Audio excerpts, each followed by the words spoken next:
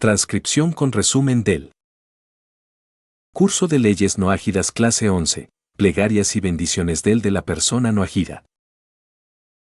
Por el rabino Ariel Grossman. Se aclara que este documento es una transcripción con resumen de la clase. Es posible que contenga errores no intencionales por parte del transcriptor, por lo cual extiendo mis disculpas al rabino Grossman y a ustedes. En caso de tener alguna observación para el transcriptor, pueden comunicarse con Rafael Quintela al correo sczdistribucion@gmail.com. Salom a todos, ¿cómo les va? Bienvenidos a esta clase número 11 de este ciclo de leyes noágidas. Continuamos en forma abarcadora, con el estudio de toda la normativa del Eterno en lo que es el manual de instrucciones para que vivamos vidas significativas. Vidas en las que podamos llegar a ser justos y piadosos de las naciones y así acceder a todas las recompensas del Eterno para nosotros. Recompensas de abundancia en este mundo, salud, éxito y bienestar, además del mundo venidero y la resurrección de los difuntos y las promesas de las que habla la Torá en el libro de Levítico capítulo 26, versículos del 9 al 12 y Deuteronomio capítulo 28, versículos del 1 al 14 para que se cumplan en nosotros. Antes de comenzar diremos esta plegaria corta de la longevidad para la salud y larga vida. La Torá es un árbol de vida para aquellos que se aferran a ella y felices son aquellos que la sostienen. Sus caminos son caminos agradables y todos sus senderos son de paz. El nombre de Dios es una torre de fortaleza y el justo andará por ella y se fortalecerá. Amén, amén. La Torá es un árbol de vida para los que se aferran a ella y son felices aquellos que la sostienen y se apoyan en ella. Ezequiel, es por eso que es tan importante participar en los cursos en vivo que damos para todos los hispanos parlantes. Es muy importante que nos apoyen para que este canal exista. Esto se hace a través de compartir los contenidos de este canal Luz de la Torá y además a través de su generosa aportación económica dedicando estas clases para el mérito, la salud, el bienestar, el éxito y la elevación del alma de ustedes y de sus familiares. Estamos en el capítulo 6 de la primera parte de las nociones de leyes noágidas. Este capítulo corresponde al servicio a Dios, la plegaria y el Birkat Hamazon, la bendición para después de comer. Es decir que vamos a hablar de los rezos monoteístas. Es importante comprender que el rezo monoteísta es profundamente diferente de la manera en que una persona rezaba en su pasado pagano. A lo largo de este texto utilizaremos de manera indistinta los términos plegaria, rezo y oración. No se trata de conceptos diferentes, sino de distintas formas de referirnos a una misma realidad, la tefilá, la plegaria monoteísta según la Torá. La plegaria monoteísta se distingue de forma radical de la plegaria pagana. Quienes han estudiado con nosotros el curso sobre los 13 principios del monoteísmo del Rambam saben que el quinto principio se refiere precisamente a la plegaria. Allí aprendimos que el ser humano puede relacionarse directamente con el Eterno por medio del rezo, sin intermediarios y sin necesidad de ningún elemento que lo conecte con él. En las primeras clases explicamos que existe un deber sobre cada persona de esforzarse y perseverar en el conocimiento del Creador. Esto implica analizar, según la propia capacidad, quién es el Creador, reflexionar sobre su grandeza y magnificencia, reconocer la pequeñez del ser humano y comprender la supervisión constante del Eterno sobre su creación, atendiendo cada detalle. Este proceso tiene como finalidad despertar en el corazón sentimientos genuinos de amor y temor reverencial hacia Dios. Esto está basado en el versículo en Deuteronomio 4:39 conocerás hoy y pondrás en tu corazón. De aquí aprendemos que la plegaria no comienza rezando ni sintiendo, sino conociendo. Y no se trata de un conocimiento vago, sino de un esfuerzo constante y consciente. Este trabajo previo es un deber que antecede al rezo. Por eso comprendemos que la plegaria no comienza abriendo un libro de salmos ni leyendo palabras de manera mecánica, ni siquiera empieza desde la emoción. Comienza desde la mente, desde la comprensión. Es un deber antes de la plegaria el llevarse a estar consciente de la presencia del Creador, ya que esto no sucede automáticamente y debe ser un esfuerzo consciente. Dentro de los principios noágidas existe el deber de negar la idolatría y reconocer al Eterno y para esto tenemos el deber de rezar cada día sin falta. Es importante saber, que la plegaria monoteísta se realiza en voz audible para la propia persona. En la plegaria monoteísta conviene distinguir dos formas de rezo. Una es cuando la persona dice, yo quiero rezar porque siento y necesito. Ese tipo de plegaria, conocida como hipodedut, consiste en hablar con el Creador sobre uno mismo. Es valiosa, porque ayuda a la introspección, favorece la tesubá y permite conocerse mejor en una conversación íntima con el Eterno. Sin embargo, además de esa plegaria, existe otra que es de servicio a Dios, y esa es la que debe realizarse primero. Una cosa es hablar de uno mismo con el Creador, y otra cosa es hablar de Él, de lo que Él es, de su poder y magnificencia, de su presencia y de su supervisión constante e individual, y de sus cualidades. Primero debemos hablar de Él, y para eso se utiliza el Sidur Noágida, libro de rezos. Para este rezo existe una preparación previa, reflexionar sobre qué significa el Creador para mí, y qué entiendo yo por Dios. Para construir esa comprensión es importante estudiar los 13 principios de fe del monoteísmo de Maimónides, la segunda parte del libro Tania y otros textos que explican quién es el Creador. Con ese estudio se logra un entendimiento más claro de lo que el Creador representa para mí. A partir de ese conocimiento, al leer el Sidur puedo reflexionar sobre cada párrafo. No se trata de leer rápido, sino de decir cada frase habiendo reflexionado lo que esto significa. Por ejemplo, uno toma un versículo del Salmo 145, abres tu mano y sacias a toda criatura conforme a tu voluntad. Al meditarlo, uno advierte que todas las criaturas y todos los seres vivos tienen múltiples necesidades, seres humanos, animales herbívoros y carnívoros, aves, peces, insectos, seres diminutos y plantas.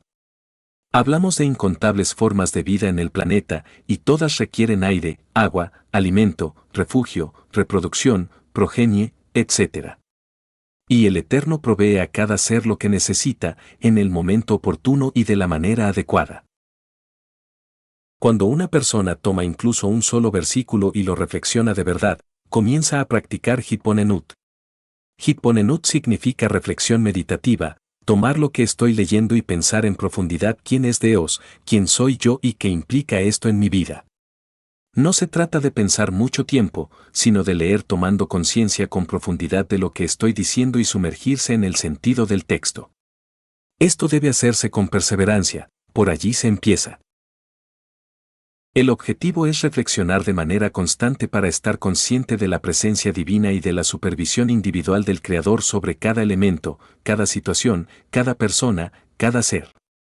Pensar en profundidad sobre el Eterno y su supervisión del mundo y comprender que el universo, la tierra y las personas están subordinadas a Él y dependen de Él, constituye el fundamento del rezo monoteísta. ¿Para qué? Para cumplir lo que dice el versículo, conocerás hoy y pondrás en tu corazón. O sea, que ese tipo de conocimiento persistente desarrolla emociones hacia Dios. Temor reverencial, respeto y amor a Dios genuino. Saber que la plegaria es un ámbito donde interactuamos con Dios, reconocemos su grandeza y su poder y tomamos conciencia de quién es. Empezamos por ahí en la plegaria. El objetivo es despertar en tu corazón el amor, el respeto y el temor reverencial. Como lo dice la carta del Rambam, Maimónides, a Rab Hisayi dice, es necesario que el piadoso y justo de las naciones comprenda la existencia de Dios de acuerdo a la Torá y según su capacidad, y que oriente sus pensamientos y sus emociones correctamente, conforme al monoteísmo de la Torá y a cómo la Torá describe a Dios. Hacer eso tiene un impacto en el mundo emocional de la persona, en sus rasgos de carácter y su personalidad se va puliendo, se mejora, se moldea. Es una acción primeramente racional de pensar y racionalizar sobre el Eterno que da como resultado una acción emocional, de admiración, respeto, gratitud y gozo. En la plegaria, reconocemos nuestra dependencia del Eterno. En la tefilá con un sidur, el rezo Hitbonenut, no hablamos de nosotros, de cuánto necesitamos que Dios nos dé. Hay que tener cuidado porque Dios no está a nuestro servicio.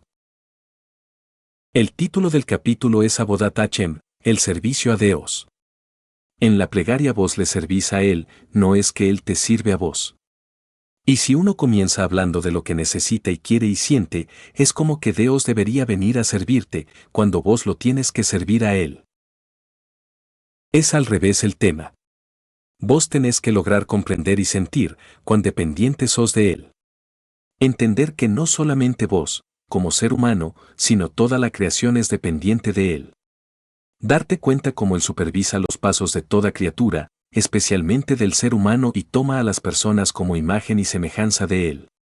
Una vez que termines tu plegaria con el Sidur, tu plegaria personal, tu Hitbodedut, tendrá otro tono. Podrás pedir con mayor conciencia, reconociendo que el Eterno es justo en todos los caminos por los que nos conduce y que también te ama y tiene misericordia. De un mismo modo, recordarás el respeto, el temor reverente y el amor que debes tenerle cuando hablas con Él y le pides su ayuda. Esto, particularmente para aquellos que reconocen su subordinación a Él, aquellos que son monoteístas practicantes. Pregunta de un participante: ¿el rezo es como cuando debemos ir a trabajar sí o sí sin importar nuestro estado de ánimo? ¿El rezo es cumplir igual que cumplimos el trabajo de mala gana o de buena gana? Respuesta del Rab: voy a ampliar tu pregunta, llevándolo a un extremo y después al otro extremo. En primer lugar, el rezo es una mitzvah, es decir, un deber. El deber religioso de rezar es parte del código de normas del Noájida y por lo tanto no es una sugerencia. Tenemos que desaprender lo que pensábamos que es el rezo. Pensábamos que el rezo se hacía porque yo siento rezar, porque quiero rezar o porque necesito rezar y solo hablo de mí. Pensábamos que se debe rezar cuando yo quiero. Hoy quiero y mañana no quiero. Fíjense ustedes que en el Sidur todos los versículos hablan de la fidelidad de Dios hacia la persona y la persona hacia Dios. Los profetas describen la relación entre Dios y el ser humano con una imagen fuerte, Dios como esposo y el ser humano como la esposa que le es infiel. Con ello enseñan que el Creador desea fidelidad, y él mismo es fiel, por eso exige lealtad y se presenta como celoso, en el sentido de que no tolera que su lugar sea reemplazado por la idolatría. Dios establece un compromiso, hace un pacto, precisamente para que su cumplimiento no dependa del estado de ánimo de la persona. El pacto trasciende las emociones. Por eso, cuando hablamos de una mitzvah, hablamos de algo que está por encima de mis ganas y de cómo me siento, entiendo que es un deber y también un privilegio. Este deber y privilegio es aún más significativo para quienes abandonaron la idolatría y se acercan al monoteísmo de la Torá. En primer lugar, porque implica una reparación del alma por el pasado de idolatría, y, en segundo lugar, porque cada vez que la persona reza, está negando activamente la idolatría. En ese sentido, la plegaria se convierte en un camino seguro de corrección interior. Dios te da vida para que puedas rectificar lo que hiciste mal. Hoy tenés conciencia, y gracias a Dios, se te permitió salir de la idolatría. Entonces, ¿cómo no rezar todos los días? Solo ese hecho ya es un motivo suficiente para agradecer mediante la plegaria. El problema aparece cuando empezamos a pensar el rezo como una opción sujeta a nuestras emociones. En realidad, es al revés, se reza desde la obligación del deber, no desde lo que tengo ganas de hacer. Practicar el Hitbonenut, la contemplación reflexiva, nos ubica en la perspectiva correcta para comenzar el día y vivirlo con dirección. En el Sidur hay una serie de 15 textos que se leen al despertar, en los que la persona reconoce lo dependiente que es del Creador. Allí agradece a Dios muchas de sus capacidades, que le permite despertar, pensar, erguirse, vestirse, abrir los ojos y caminar. Sin esa reflexión, no reconoceríamos la bendición de todas las habilidades que el Creador nos ha dado, y que por motivos de salud muchas personas no tienen. A menudo la gente se levanta y lo primero que hace es agarrar el celular para ver WhatsApp. Hay que detenerse y reflexionar. La vida comienza reconociendo a Dios. Te agradezco, Dios viviente, que me has devuelto el alma. Me levanto, estoy vivo y reconozco que Dios me dio vida. ¿Cómo no vas a reconocer eso apenas te levantas? Pero, ante todo, los preceptos se cumplen porque son deberes. Ahora bien, Dios no quiere que esto sea algo seco o impersonal, por eso es necesario estudiar y comprender. Cuando eso sucede, también podrás sentir de manera correcta. Sin embargo, aunque todavía no hayas estudiado lo suficiente, no hayas comprendido plenamente, o aún no tengas los sentimientos que surgen de esa comprensión, igual debes rezar todos los días, porque cada vez que rezas, niegas la idolatría.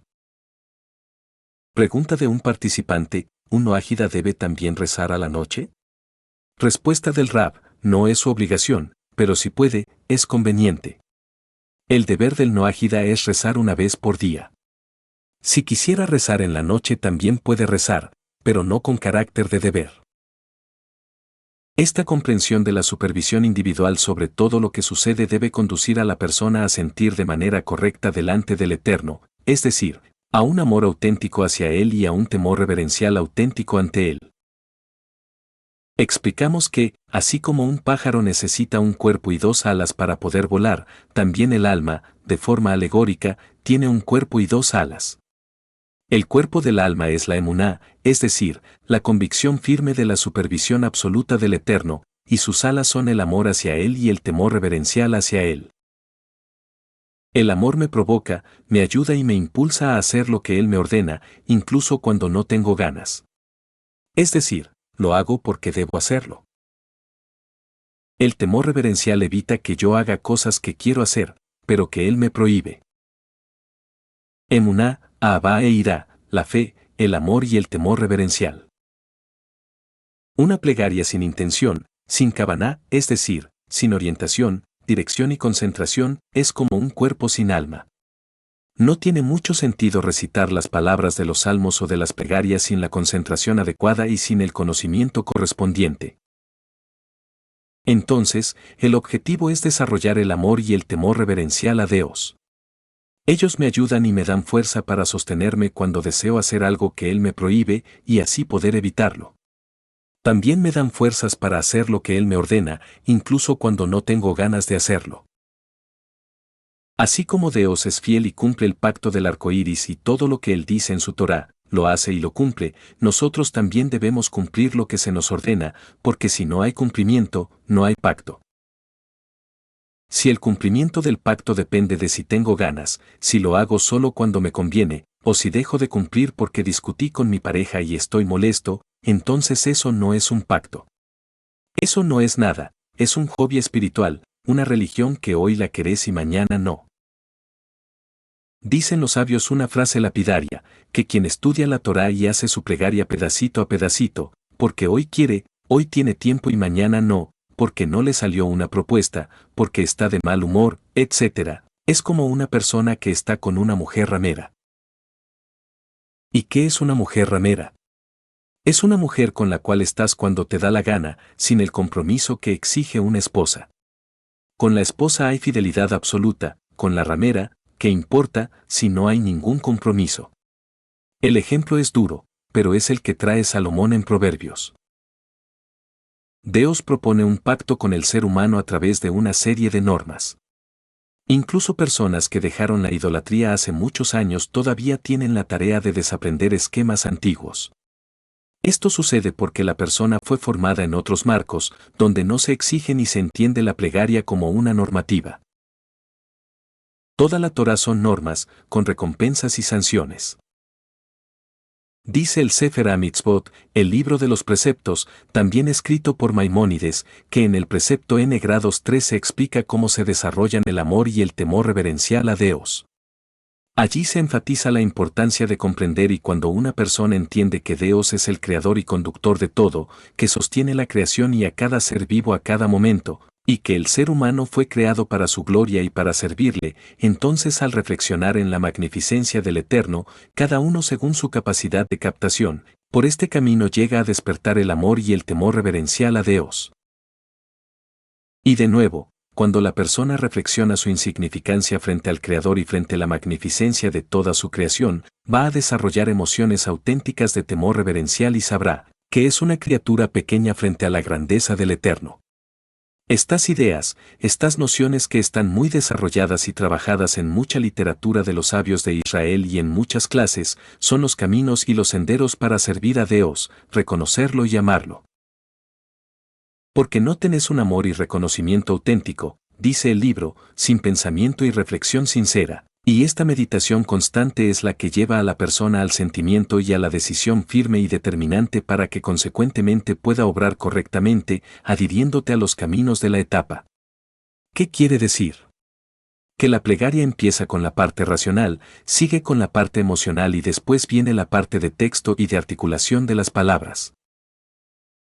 Es necesario sentarse a pensar a quién le estoy dirigiendo mi plegaria y reconocer su grandeza, cuál es mi valor frente al Eterno, qué es el Eterno para mí, qué es Él, qué es la subordinación ante Él.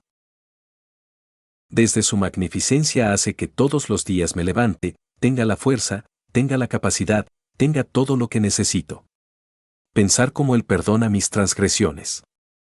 Pensar cómo Él es benevolente, cómo es lento para enojarse, rápido para perdonar. Los escritos y toda la Torá oral y escrita está describiendo las actitudes de Dios. Como Él es justo en toda justicia y siempre ama a los que siguen sus caminos. Como Dios amó a Noá, amó a Abraham, a Joseph, a todos los que tienen conducta moral, los que van en el camino de la justicia y de la rectitud. El deber de la emuná, la convicción certera y el reconocimiento del Creador, no es solamente decir, creo en Dios. Eso no es nada. Eso es verso, eso no existe. Entonces, ¿qué es creer en Dios? Para decir que crees en Dios, por lo menos debes saber en profundidad los 4 primeros principios de fe de Maimónides y si no, ¿de qué estamos hablando? El deber de la persona de tener emuná, es decir, reconocer al Creador con certeza, apoyarse en Él con confianza y mantenerse fiel a esa relación, aunque cambien sus emociones o las circunstancias, y a partir de esta emuná, vincularse con la dimensión emocional que se desarrolla a partir del conocimiento. De ese modo, la persona puede conducirse a sí misma a amar y temer al Creador y asumir el compromiso estable de cumplir su voluntad dentro del pacto noáhida. Asimismo, la persona debe cumplir la voluntad del Creador no solo en lo que está expresado de forma literal en el pacto, sino también en aquello que se desprende de sus derivaciones, los deberes morales y principios de conducta que estudiamos en estas clases y que, de hecho, forman parte del marco noáhida. Dios espera que la persona los comprenda por sí misma y los practique desde un intelecto sano y una conducta recta. Por eso, es deber del noáhida servir a Dios, ante todo, con el pensamiento y con la emoción, despertar en sí el amor hacia Él y el temor reverencial, orientando la mente y el corazón para que estén en concordancia con el soberano del universo y sean para su satisfacción. Vean ustedes que los textos en los libros de rezo noáhidas, los sidurim para noáhidas, hablan de Dios y su poder y de la insignificancia del ser humano. No hablan de mí, ni de mis problemas. Es absolutamente otra visión. Dentro del deber de la emuná, la convicción firme de que todo proviene del Eterno y de que no hay realidad independiente fuera de él, se encuentra también el concepto de bitajón, que es la confianza absoluta, la expresión activa de la emuná en la vida cotidiana. Conviene aclararlo bien, emuná no es fe en el sentido de creer sin base, sino certeza interior y reconocimiento verdadero del Eterno. ¿Cuál es la diferencia?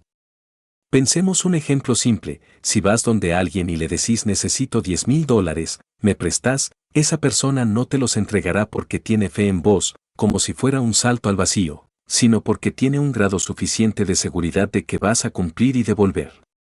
Esa certeza, cuando está fundada y se vuelve estable, es lo que describe la emuná, convicción clara, no suposición.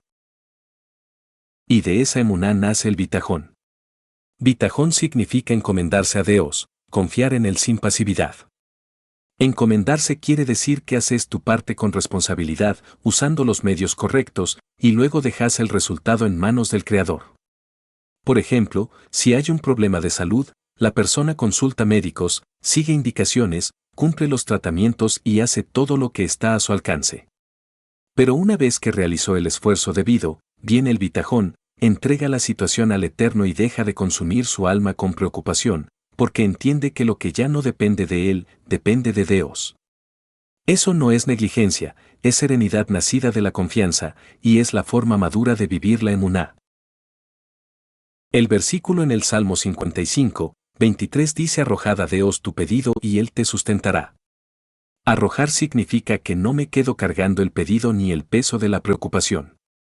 ¿Cómo sé si tengo bitajón? Por una señal muy concreta, si después de haber hecho tu parte, seguís consumiéndote en ansiedad, entonces todavía no hay bitajón pleno, falta confianza y seguridad.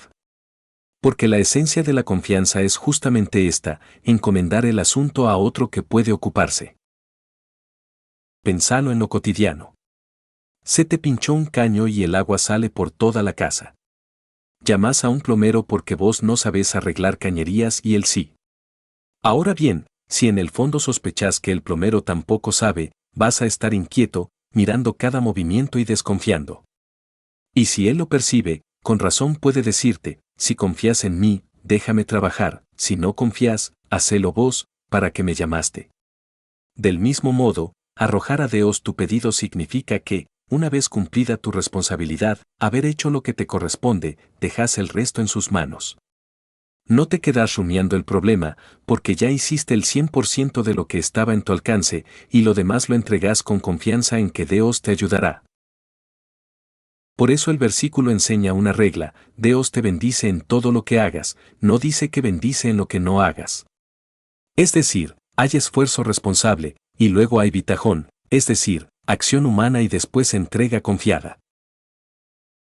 Hacer todo lo que tienes que hacer también puede ser, por ejemplo, capacitarte más en lo que te desempeñas, cambiar de rubro de negocio o ver si donde vives sigue habiendo trabajo para vos o tienes que mudarte.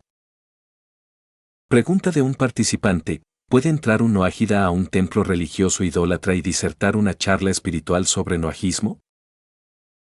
Respuesta del Rab: absolutamente que no. Eso está absolutamente prohibido.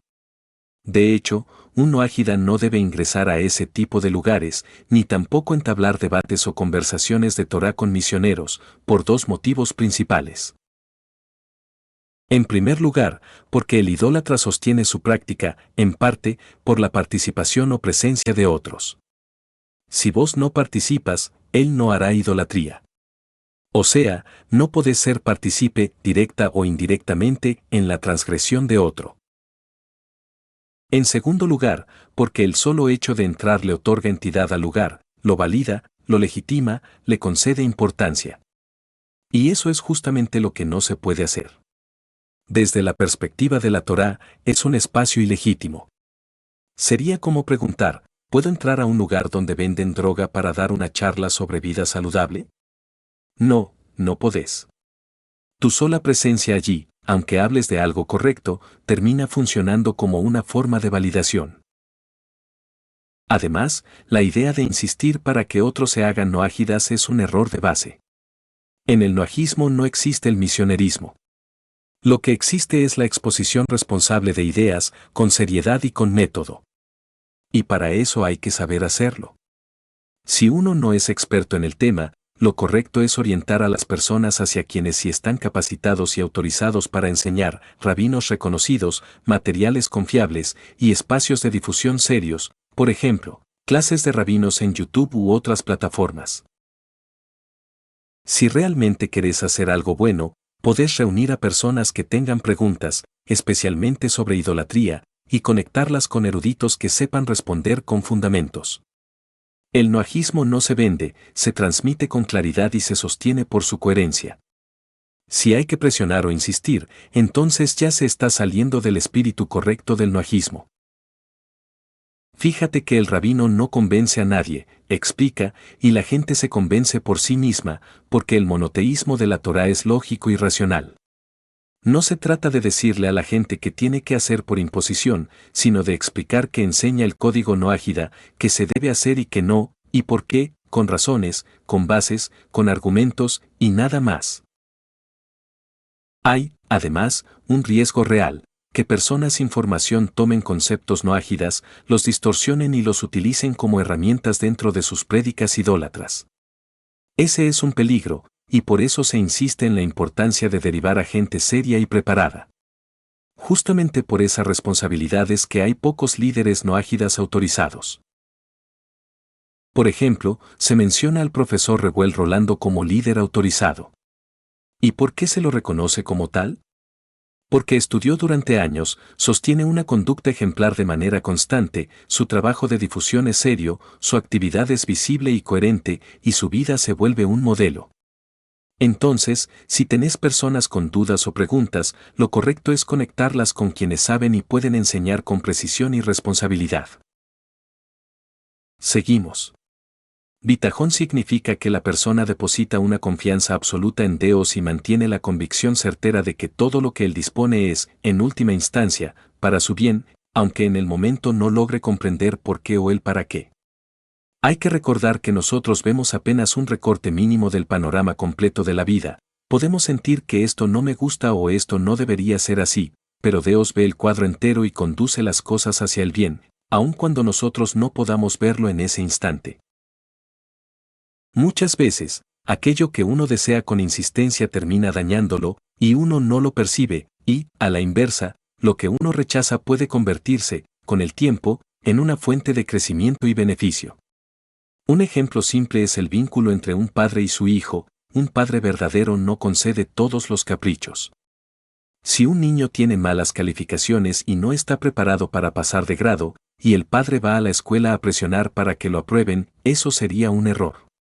Un padre auténtico, aunque le duela, permite que el hijo repita, porque allí hay aprendizaje real. ¿Para qué? Primero, para que el niño aprenda a levantarse después de una caída. Si el padre lo coloca en una cajita de cristal y le evita todo tropiezo, el día que la vida lo enfrente con una dificultad no sabrá recuperarse. Segundo, porque si el maestro determina que no sabe, es porque objetivamente no sabe. ¿Quién tiene razón, el maestro o el niño? En ese marco, el padre responsable se alinea con la verdad, no con el deseo momentáneo. Lo mismo ocurre frente a Dios. Si el Eterno permite que atravesemos situaciones difíciles, no es un accidente, es porque esas situaciones forman parte de lo que necesitamos vivir. ¿Por qué? Puede haber múltiples razones: corrección, consecuencias de acciones pasadas, pruebas, crecimiento o cálculos que exceden nuestra comprensión. Solo Dios conoce esos balances. A nosotros nos corresponde sostener una certeza: si Él es el bien supremo y quiere nuestro bien, entonces incluso cuando lo que vivimos parezca apremiante o desgraciado, debemos afirmar con bitajón que, aunque hoy no lo entendamos, eso también está siendo conducido para nuestro bien. Hay mucha literatura sobre la emuná y el bitajón, como son los libros del rabino Salom Aruz y las charlas del rabino Jonathan Gald, además de mucha literatura rabínica sobre el tema. Me despido. Fuerza y muchas gracias.